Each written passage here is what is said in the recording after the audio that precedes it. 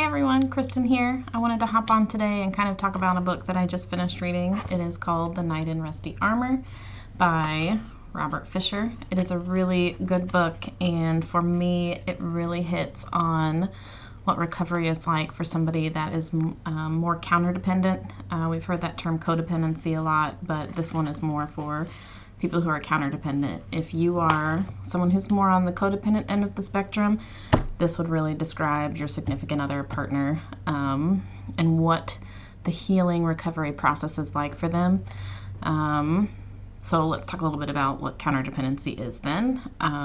They would have a hard time understanding or empathizing with other people. You might say things like to them like, how do you not understand me yet? Can't you see me? And they would just be like, I have no idea what you're talking about. If there is any other emotion other than anger, it's really hard for them to understand because they can oftentimes, they learn to cover that up, except for anger. Anger tends to be a quick go-to because it's one of those, what we call secondary emotions. So it's the one on top that we can see, and then there's a bunch of other stuff underneath of that. They have a very inflated sense of self, so they would appear very confident. They might even be really outgoing. They would know how to talk to a bunch of different people. Like if you're at a party, they could mingle and they would be fine.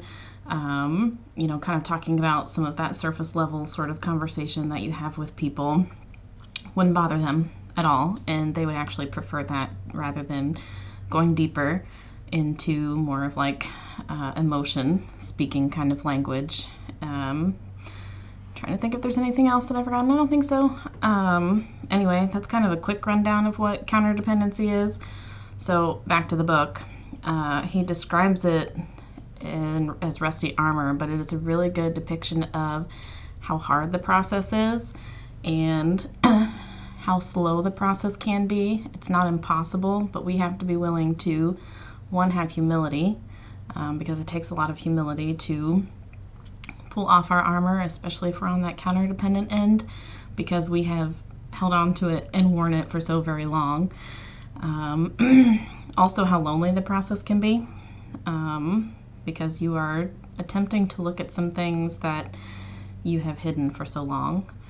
And it describes really well how we cling to things, for example, like blaming other people, whether that's parents, siblings, spouses, kids even maybe potentially, friends, teachers, anybody, kind of that we've come into contact with, when in reality, it's actually better for us to let go of all of those things anyway.